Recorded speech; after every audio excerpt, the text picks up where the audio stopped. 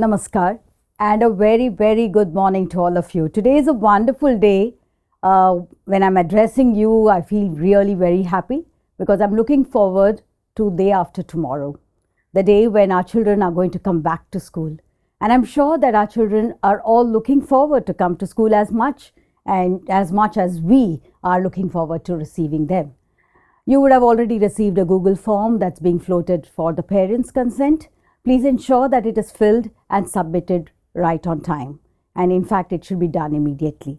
School is all ready and all set to receive all its students wholeheartedly. The 24th of Jan 2022. Our school being what it is, very large and very diverse, students coming from all parts of Thane and Mumbai, we thought the best way for us to open it is in a phased manner. So the first week beginning 24th Jan, we will be doing everything slowly, and all decisions that we are taking are going to be very informed decisions. So parents, I request you to kindly be patient with us as we move in a phased manner so that it's not just easy for the school to do the administration and make arrangements, but also for the children to be very, very comfortable. Everything has been planned to the T, and I'm sure that the children are going to enjoy this week ahead. And after February 1st, perhaps we'll start thinking in terms of how we're going to open this whole school and let all the children come in.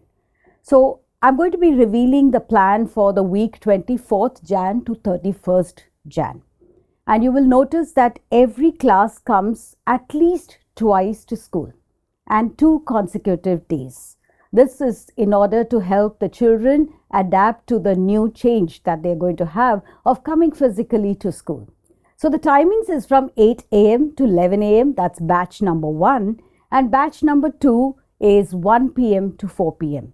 So different classes will come at different timings. Timings and schedules will be given to you by the respective heads. Even for Suniti Devi School, the timings will be given to you by the head of your institution so that every parent accesses his email and knows what the announcement is all about. We will be functioning with an absolute 50% capacity. That means there would be only 50% of the children in one section. So you can understand the enormity of jobs that we have on hand at school, where the entire class is not going to be sitting together, which means we have to double the capacity of our teachers. So therefore, parents, you will understand that we will be adapting and adopting a very flexible approach. Activity-based teaching, lab work, physical education will be given priority. So every class will come to school for 2 consecutive days, and then they'll move 3 days online. This is planned for this particular week. Those students who are choosing to work online, we may have to plan initially for these 2 days that they are going to not be coming to school when there is an offline class. We will be planning assignments and worksheets. Plus, you have the Quest Plus with you, where you have all the lessons done up by your teachers. So therefore, you can refer to that, be catching up with whatever that has been missed. At the same time, your teachers will come back and help you move forward.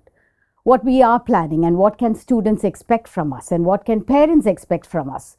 3 hours of absolute productive work. There is going to be no breaks at all. Voluntarily, you can take a break when it's a bio break with the permission of the teacher. You will go, and if you feel hungry also, you can carry a small dabba. You will eat alone outside the class and come back so that you don't stay hungry. And I'm sure that you're going to have beautiful experiences in a very sanitized environment.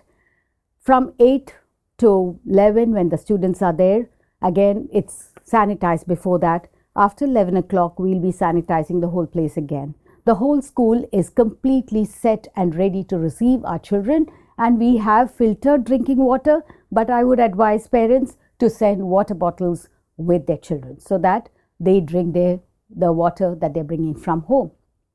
What we cannot assure. Despite the best of my efforts, I have had so many meetings with the bus contractors. We've had meetings with the PTA as well as the bus committee.